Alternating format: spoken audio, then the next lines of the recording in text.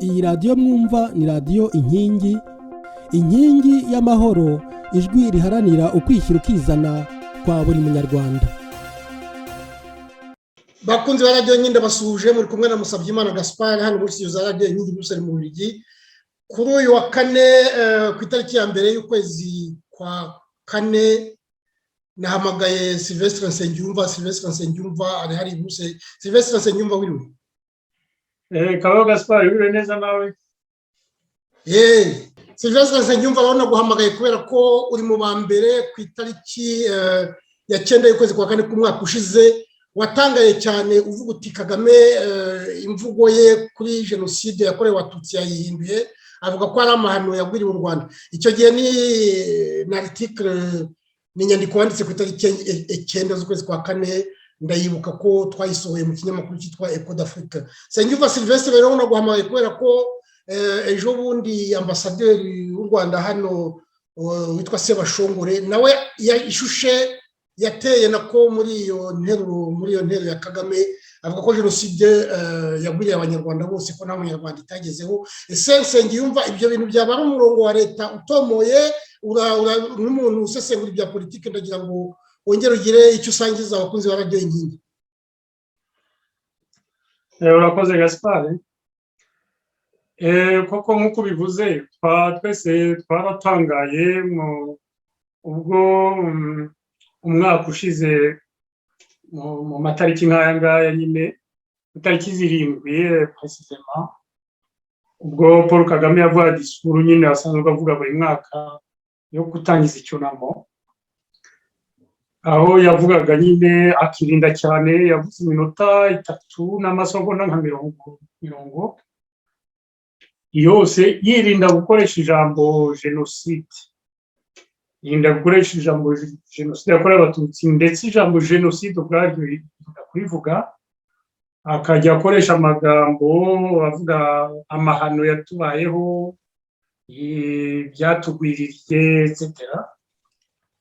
Noneho ndibuka icyo gihe byatangaje abantu, niho rero nabikozeho ikiganiro ngira ngo kuri ya chaîne yanjye yitwa Kabaho Kanyarwanda, nandikaho na texte nyine un article mu gifaransa yongeye wasohoye kuri Echo d'Afrique. Noneho abantu bamwe babijyaho impaka cyane bavuga bati ibyo ntacyo bivuze, wenda nuko byamucitse etc.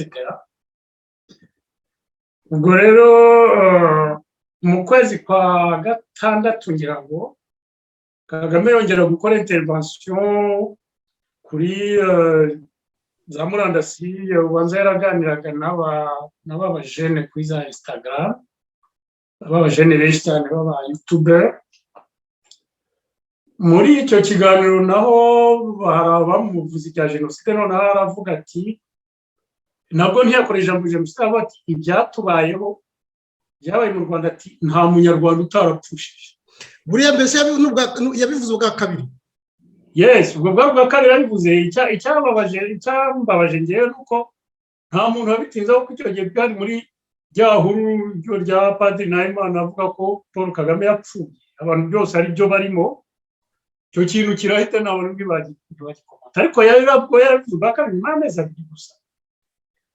Noneho rero ejo bundi nyine arongera nanone aganira na wa mu miliyoneri w'umu-Britannique Lebedev. Yes, aravuga ati muri kirya gihe ati n'abahutu nabo barapfuye, ati kandi ku bwinshi. Urabyumva? Urumva kuvuga ko abahutu bapfuye ku bwinshi, ntabwo wavuga ko babaga bicwa n'intambara, kuko intambara ubundi huza ingabo ebyiri, ntabwo yakwica abaturage b'abahutu ku bwinshi. Urumva nuko abo bahutu nabo bapfuye muri ayo mahano avuga yari yagwiriye u Rwanda, akagwira nyine n'Abatutsi. Ubu rero nabyo abantu babitizaho, abanyapolitike bitwara Ingabire nibo baje akora reaction, n'abandi banyapolitike batindaho iyo declaration ya Kagame. Ejo bundi rero noneho uriya mu ambasaderi Kamemu w'u Rwanda mu gihugu nk'Ububiligi ntabwo ari ambasaderi usanzwe kuko hano mu Bubiligi wenda abatwumva bamenye abatabizi ahangaha ni kapitali y'Uburayi ibyo bita ubumwe bw'ibihugu by'i Buraya ahangaha uriya mwambasaderi burya banahagarariye Luxembourg nayo sizi n'ikindi gihugu abahagarariye akaba ari umbasaderi ukomeye cyane kinini igihugu cyakolonije u Rwanda kikaba ari igihugu gituyemo abanyarwanda abantu baturuka mu Rwanda barenga 50,000 ntabwo ari ambasaderi woroshye na hariya yabivugiye naho se abantu boroshye ko yabivuze muri colloque yo kurwanya ihakana rya jenoside nabonye bari batumiyemo abantu benshi cyane b'abazungu abanyamateka abaprofeseri ba universite yari colloque ikomeye yaba expert kandi yateguwe na Ibuka wayiteguwe nawe ntabwo ari ibintu bisanzwe yari ni colloque yateguwe na Ibuka Belgique noneho urumva ko atari ahantu yashoboraga kuvugira ibintu kuba yagenda wenda yagiye akamarwa ngo abe yapfa kuvuga ibimujemo n'ibintu n'ahantu yagiye yiteguye ibintu aza kuhavugira nka ambasaderi w'u Rwanda noneho aravuga ati ntabwo ari yavuze mu gifaransa ngo ntabwo ari le peuple tutsi yapfuye ngo hapfuye le peuple rwanda abyumva icyo ni ikintu rwose gikomeye cyane donc rero nkaba mvuga ngewe uko mvuga gusubiza icyo warumvaje kangirizaho ndakeka ko iriya discours y'ambasaderi yescriva muri uriya murongo nyine tumaze mu mwaka watanzwe na Paul Kagame niko mbifata none se byaba ari muri uriya murongo kubona mu Rwanda abantu nka Bizimana Jean Damascene n'andi mashumi ye usanga basa naho wagira ngo basigaye kuri inka yariwe kera wa mugani w'abantu ko bavuga Sylvestre muri article bavuze y'igifaransa narabyanditse aho navugaga yuko mbese bunitaga nyine abantu nabitaga abanza zavuzera za jenoside abambari nyine biriya bya jenoside yuko bo bakomeza kuguma muri disikuru ya kera kandi perezida yahinduwe ahubwo hari ikintu nibagiye kukubwira nuko uribuka ko Paul Kagame yavuze ku itariki 7 noneho donc yavuze ya disikuru ntiyavuga jenoside noneho ku itariki 8 okay kuri iyo tariki ya 7 secrétaire général wa Nations Unies nawe yaravuze aka disikuru ku munota umwe cyangwa ibiri kuri jenoside nabwo ntiyakoresha jenoside yakorewe abatutsi avuga jenoside Rwanda uwo munsi noneho bukeye bwabo uwo munsi nanone le département d'état américain no kuvuga nka minisiteri y'ububanyi n'amahanga yabo y'Amerika ikora itangazo ihumuriza abanyarwanda bose ivuga nayo jenoside Rwanda ivuga ko ihumuriza abanyarwanda bose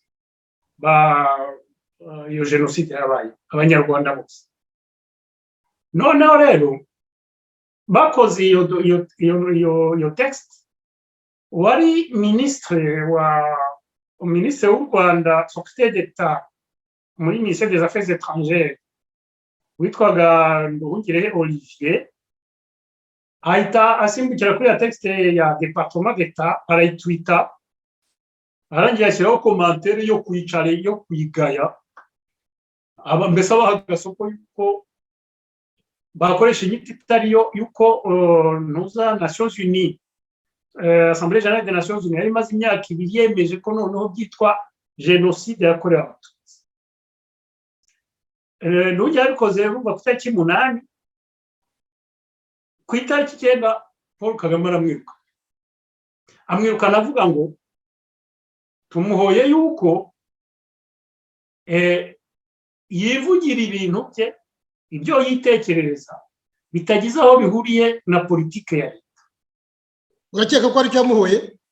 Nicyo yamuhoye, naje gufata za information ndayo kubera ko le département d'état yari plaignant, yari mbese bababwiye biruta bati ministre des affaires étrangères bati ibyo ni ibiki tusa habaye za tractation buracyo baramwiruka kuko abantu icyo gihe benshi baravuze ngo yirukaniye ko ngo yavuze abahutu bapfuye nyamara bijya ntongere ko yarasanzwe bivuga buri mwaka bitya yaba ministre abahutu bapfuye akabifuriza nyine akagira akabaranda hommage nicyo yazize. Donc bivuga iki? Bivuga ko iyo ligne nshyashya atari ikintu cyoroshye. Donc uvuga ngo ni korosi rikomeye cyane. Donc kugeza ubwo rituma mu ministre bamwirukana kuriya kandi amwirukanye nabi cyane ngira ngo murakibuka, alors que yari umuntu nyine uri kwibere biswi umuntu utaragira ibibazo ubundi nyine muri leta. D'ailleurs ikibarira ko ari cyo cyonyine bamuhoye nuko nyine bamushyize mu kabati gatoya kugira ngo nyine bereke abanyafurika etc. Hanyuma bagahita bongera bakamugira ambasaderi. Ubu ni ambasaderi mu Buholandi nibyo? Mu ambasaderi mu Buholandi. Nuko ibyo yari nka incident diplomatique yabaye hagomba gukorwa un acte fort kugira ngo bayimarike nyine abanyamerika nyine bishima. None se urakeka ntabwo we warakurikiye wenda ambasaderi amaze kuvuga ariya magambo Kigali yabyifashe mwite hari icyo yaba yarakoze cyangwa cyo kwemera cyangwa cyo kugahiriya discours ya ambasaderi? No justement rero hari abantu ngewe umuntu yanyohereje bwa mbere yanyohereje ikivugwa nyine ni umuntu uzi ibireme nk'ibyo bya tekinoloji ambwira ati ngiye guhita nyisekuriza ati ngo agiye guhita ayibika ahantu ko ati ubu ngubu leta bayisiba tu ati yacitswe leta bayisiba ndetse bamufurape bamwirukanire gutyo. Urabyumva arayisekuriza. Noneho nanjye koko navuze nti nagira icyaba turamenya ko bitari muri ligne iriya ligne itari forte, natagira icyaba biraba bikonfirma yuko afite kandi koko hari chance nyinshi yuko nkuko nabivuze atari kuba yarikoze yibeshye yahutse yagize gute kubera lo cadre yarizikiyemo kandi n'uwariwe cyane ko yabivuze bagiye gutangira icyunamo ejo bundi ku itariki ya 7. kandi akabivuga muri koroka ya yuka etc. Donc ntabwo ni ibintu ni message ikomeye cyane. None se Sylvestre urakeka ko uriya murongo mushya uvuga ko barimo bashaka kuwushyiraho no kumvisha abantu, urakeka ko hari icyo uzahindura ku kwibuka uko wari gusanzwe? Cyo ni ikibazo cyiza. Ubu ngubu icyo tubona ni inyito donc ndavuga dimwe mu discours y'ambasaderi kuko attention en fait Paul Kagame ntabwo yahinduye inyito, we ntabwo yavuze ngo jenoside Rwanda, urabyumva? yavuze amahano, yize no kuvuga jenoside. Bon maintenant uriya mwambasaderi we yavuze inyito nshyashya, ni ukuvuga ngo yagiye mu murongo wa les anglo-saxons, undi bagiye kuvuga ko abanyamerika bari babikoze kirya gihe ariko n'abongereza bari babikoze. Urabyumva? n'abongereza nabo kirya gihe bavuze genocide in Rwanda. Yes, icyo gihe. Donc rero uyu mwambasaderi ari muri ligne ya les anglo-saxons, donc kuvuga ko ari jenoside Rwanda. Donc icyo mbese ni nka requalification ariko rero twibuka yuko n'ubundi byari byitwa gutyo biriya byo kwita jenoside yakorewe abatutsi bimaze imyaka 3 gusa. Urabyumva? Donc n'ubundi byabanje byitwa itsemba ubwoko n'itsembatsemba. Guverinoma y'u Rwanda ariyo yakise gutyo, Nations Unies nayo ifatiro, noneho byitwa jenoside Rwanda nyuma y'imyaka 24 bimeze gutyo.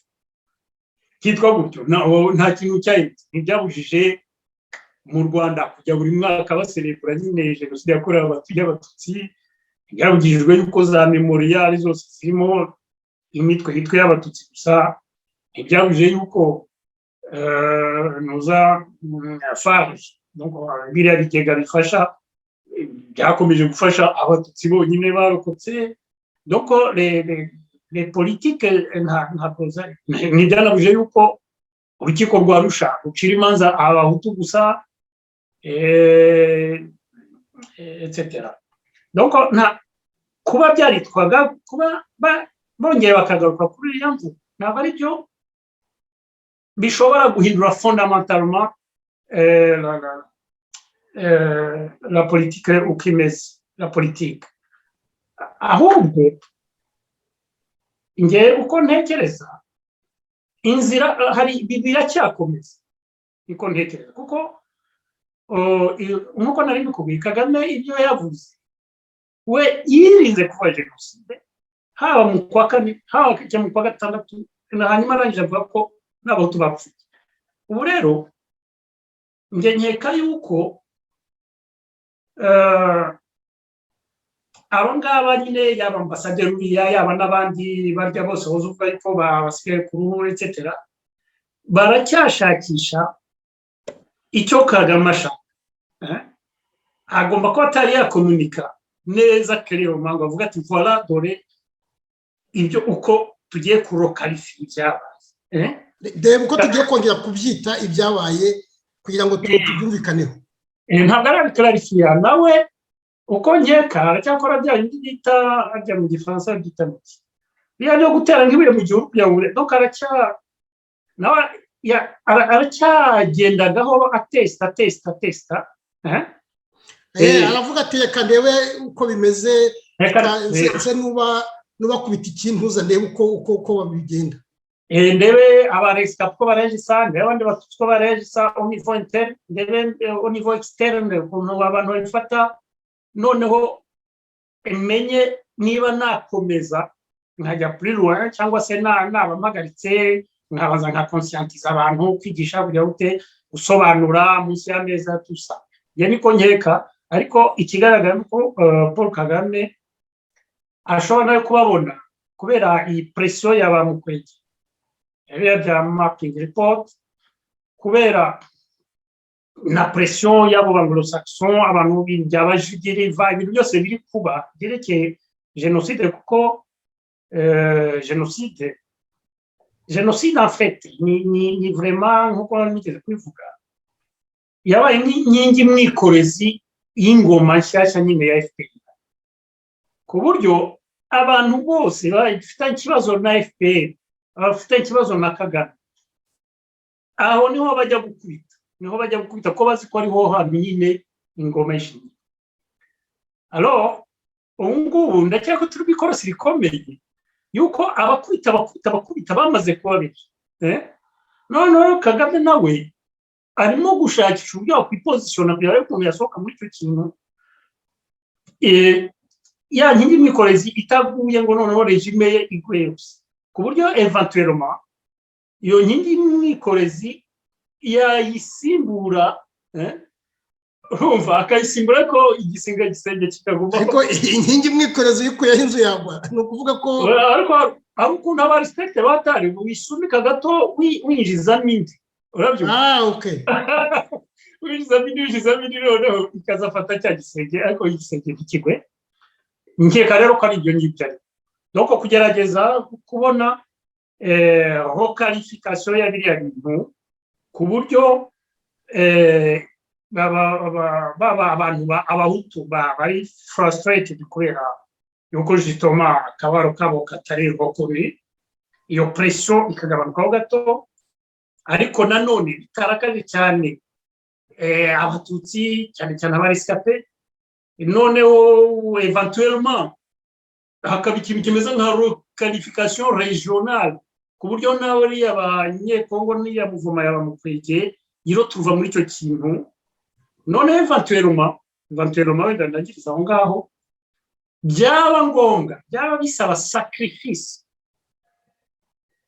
ni ukuvuga kohereza abantu bamwe b'inkotanyi bagize uruhare mu bwicanyi bakajya kuburanishwa. Ibyo ngibyo nkeka ko Paul Kagame ari rege yo kubikora, kuko n'ubundi hari abantu afite bagize uruhare mu bwicanyi b'abajenero n'ubundi hagati aho asa n'ubundi yashyize ku gatebe deja, mbese yaba ateye ibuye rimwe agatera inyoni nyinshi, nabo bakagenda ko we de façon igihe cyose akiri perezida we afite iminite kwa. Ariko hari ikintu uvuze gikomeye, uravuze uti asa n'umuntu wateye ikibuye mu gihuru kugira ngo arebe inyoni ziguruka iyo zijya. Ngira ngo icyo kibuye hari abantu byatangiye kuza, kuko iyo wumvise nka Idamange aravuga ati no, ibintu by'inzibutso mwandika amagufa y'abacu aho kugira ngo muyahambe, ibyo ntaho byabaye. Wumvise na Kaudio, ngira ngo ntabwo ari wakanyorera hari aho uriya mudamu wa Rwigara avuga ati ubu bagiye kuvuga ngo bagiye kwibuka, basa naho batubeshya. Abo ngabo ni abantu babiri b'abacikacumu basa naho bitandukanije n'uwo murongo twavugaga, wagira ngo nabo barafata umurongo mushya wo kugira ngo iyo nkingi ya Mwambi isimburwe Sylvestre. Ni kubyumva nawe? Ibi ngibi biba ku barescape. Ibyo ndibuka nigeze kugereka titre nayo warayitugera ngo nise ibyo byo hashize nk'imyaka myanditse, yo nayo nise génocide des Tutsis, révisionnisme des Tutsis. Ibi ngibi byerekeye la gestion de la mémoire, sibyo? Uburyo mémoire bwo kwibuka, uburyo mémoire c'est global, donc uburyo mémoire y'iriya jenoside yabaye gérée, yabaye donc ibungabungwa kuva jenoside yarangira. Byakozwe nabi cyane, donc byakozwe kirabura, kuko ngira umugani ni jenoside y'abirabura, byakozwe kirabura, c'est normal, ku buryo kuba byakozwe kirabura byafrusté cyane abarescape. Donc d'abord la gestion y'iriya mémoire yababaje abahutu cyane, kuko hajemo ikintu cyo gushaka gukoresha jenoside kugira ngo bafrape abahutu kugeza nyine baryamye hasi, mbese nk'igikoresho cyo kubamena, barabyumva. Noneho bibabaza donc abahutu, ariko au début bishimisha abarescape etc, batari basobanukiwe. Nyuma baza kubona nabo hari ibintu byinshi cyane bibafrustra, yuko niyo mpamvu bavuga ngubu ngo jenoside irakoreshwa, ngo amagufa y'abakoreshwa bagakoresha amagambo akakaye. No kubera ko nka biriya bibazo bya Farge, ikintu afite le conflit ikomeye cyane Paul Kagame afitanye n'abarescape ni biriya bya Farge byo kubafasha. Abarescape bari frustré kuko babona Farge itabafasha bihagije, barabyumva. Cyo kintu cyarabarakaritse muri gestion de la mémoire, bakavuga ko bose barega Farge yuko amafaranga yayo yakoreshejwe nabi, hajemo gufasha abatari abarescape, kuko bavuga ngo bafasha bavuye ngo basajya bagabo etc. Akavuga ko amafaranga yibwe, akavuga ko nka Idamange avuga ngo babaha udufaranga nk'ikize mu mashuri, d'accord, yuko bakavuga ko amazu yabo ngo bubatse amazu ya fake n'ibindi byinshi cyane. Noneho ikindi kintu twumva kirakaza abarescape kandi nabyo bijyanye na gestion de la mémoire, ni biriya by'ukuntu mu ngoma nshya Paul Kagame yagiye yintegra abahutu bakeye. Option yahisemo kwitega, yahisemo iriya option yo gufata abahutu bahoze mu butegetsi cyangwa abana babo cyangwa iki, akaba ari bazana, akabashakisha agenda cible, akabazana kandi akabazana de manière discrétionnaire, ari we ubisenya, ku buryo yagiye rero tuvazana abantu abarescape badashima, avuga baturiya yari umujenosideri, none dore nka biriya bavuga ngo Kigurube ibingibi bavuga ba Karasira ngo Kigurube araza akajya ahantu Karasira batanagera kandi Karasira avuga ati Kigurube yari umujenoside muri quartier ya Urugero yaza n'abantu b'abandi babaga muri FDL abasirikare akabentegra urabyumva akabentegra ba general Rwarakabije baki byose kandi nta bajenerali benshi b'abaresikape bari mu ngabo n'ibindi nk'ibyo nabyo byababaje abaresikape hanyuma rero uko bigenda ubwo ndavuga mu gihe cyane uko bigenda binavansa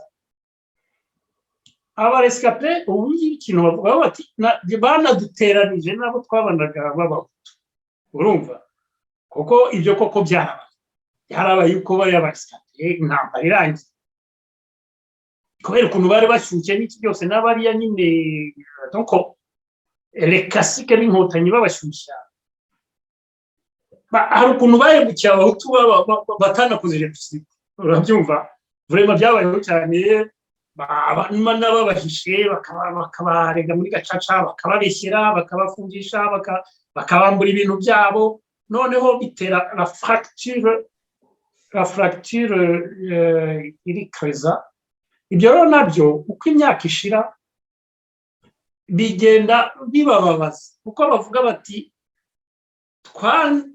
twiteranije n'abo bantu kuko abishe abahutu bishe bo ntabakiri abahutu bishe barahunze abandi inkotanyi mu mezi atarenga 3 bari bazamaze kubica ku buryo abenshi rero bare tubona bafunze miza gacaca bagize bite n'abantu barenganijwe batari barahunze ko ntacyo biroporoshaga hari barahisha abatutsi hari bararwanyije jenoside etc bararenga ibyo rero ndoko ibyo byose wenda byamara igihe kimwe tukumye kuvugaho tugarukira ariko bijyanye na mauvaise gestion dans la mémoire du génocide none iyo mauvaise gestion akaba ariyo itugeje aho inkotanyi donc abajeni inkotanyi bakomeye ariko guhera president etc ubu binjiye muri conflit n'aba élite beaucoup des élites baba rescapés donc alors wenda kuko icyo barubaje ntabwo sinzi uko aba rescapés bareklama requalification ntabwo nyine ko bareklama requalification ahubwo icyo ntekereza nuko le président we ufite uziko afite une conception y'ubutegetsi ya cyane nako nubwo yitwa president nk'umuntu yakuze we mu biriya bya cyami kweri yari umwana w'ibwami donc ategeka u Rwanda ariko nk'umwana ku buryo nk'uko n'ubundi abantu baresaga ire ukuntu abaresikape bamwitwayeho kuva intambara yarangira badashima ibyo yabahaye mbese yafashe nka crime de lèse majesté umwana no kubundi umwami aragaba uko abyumva ugashima ibyo akuganiza akananyaga ariko yanyaga akanyaga uko abyumva unabwo ugashima uko akunyaza uziko ahubwo umwami yaranakuciraga umuntu ukajya kumutura ugushimira ko bakuciye umuntu ibyo ngira ngo urabizi alors iyi Paul Kagame ndabyibuka le jenoside ikirangiye hari ibintu abaresikape n'ubundi batangiye bikurenge batangiye kare baza no gukora imyigaragambyo urabyumva biye gukora imyigaragambyo Kagame afata discours abafurapa cyane avuga ngo niyo ngo izo santima zanyu abantu mudashyitse no mutakuzura na bisi ngo muzisubize mu kabati urabyumva avuga ati amarangamutima yanyu muyasubize mu kabati donc urumva ntabwo Paul Kagame adigere ukuntu nubwo bwose nyine yakoze mauvaise gestion de la mémoire ntabwo abasha kwintegra ukuntu abaresikape babaye indashi urabyumva ku buryo rero uwe même donc même au niveau interne kubirokarifiya ntiyongere kuba jenoside ntiyongere kugira gute ashobora no kubikora avuga ati dayeri n'ubundi bano bantu ntako ntagize n'ubundi ntibanshima jenoside yababayeho turaza turabatabara tujya ko nyine nukabyumva atari ko ntibashima no ku buryo we no kurokarifiya ntabwo nyaka ko yagira cyane yagira byamutera kumva hemukiye abaresikape cyane.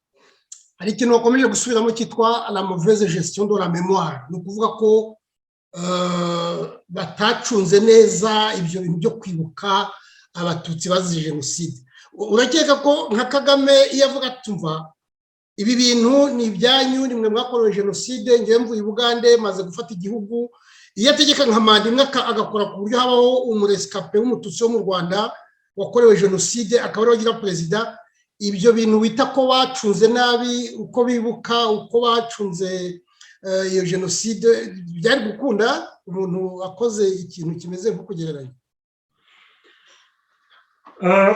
oya ntabwo nubwo byari ngombwa yuko ubutegetsi abuha umuresikape kuko ntabwo yakoze intambara kugira ngo ubutegetsi abaresikape, yakoze intambara kugira ngo ubutegetsi abari baradutakaje muri 59 kandi urabyumva doko abantu bari baratakaje muri 19 bagahunga nibo bagomba kwisubira ubutegetsi. Ahubwo nkuko wabivuze, ahubwo ikintu ashobora gukora yashobora kureka ibuka ikaba independent. Urabyumva, association ibuka iyoborwa nyine n'abaresikapi kuko nibo bazi vurema ibyabayeho, nibo bazi etc. Ibuka ikagira la latitude yo kugera la mémoire, bien sûr leta igashyira à disposition les moyens matériels gusa urumva, ariko ibuka ikagira la latitude yo kugera ibuka ibyo bintu byo kwibuka mbese ntihagira ababyivangamo bya politiki.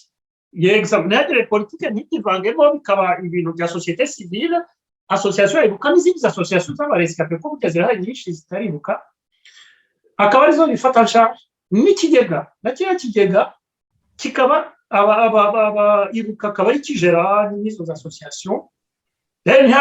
Nta nubwo byari ngombwa ko habaho urugega rumwe rubasa amafaranga angana kuriya, bashobora kugira ibigega byinshi bikaba dispatché muri association.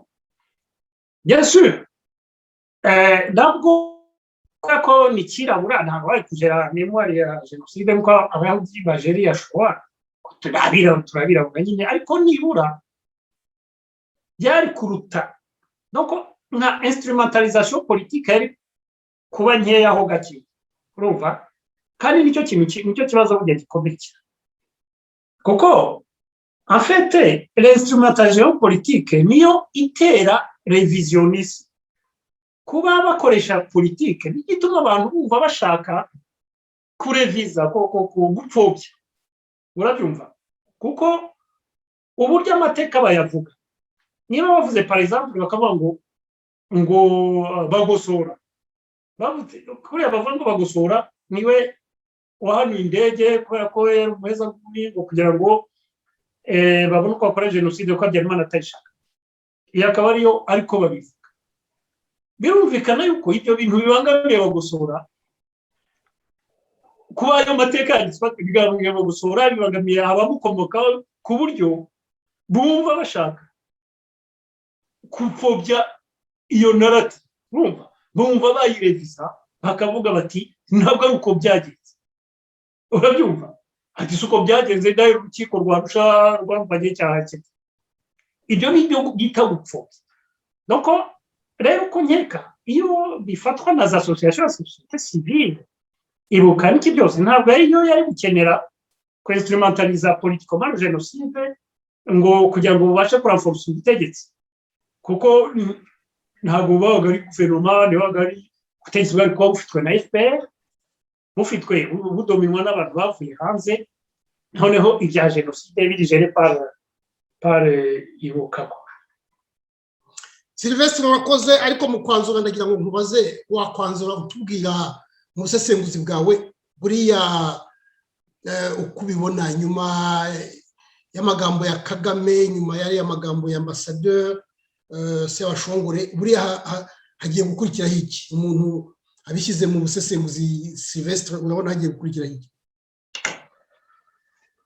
njyewe ndabona hari shominoma igiye gukorwa. njyewe icyo ntekereza nyuma y'iyi korona, wenda na nyuma, kuko la parole ya Kagame ntabwo ari libre muri iki gihe, kuko iriya nama ya Commonwealth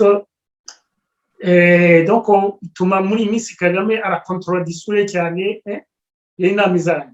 Inama nirangira abaye libere komisa, ndakeka ko noneho azatanga umurongo ugaragara kuri qualification ya biriya. Ariko icyo ndagira ngo wenda turangirizaho ndivuga ngiye uko mbibona, kuvuga jenoside Rwanda, d'ailleurs heureusement ko Kagame atari yavuga jenoside, suko avuga donc tutaratekereza icyo avuga.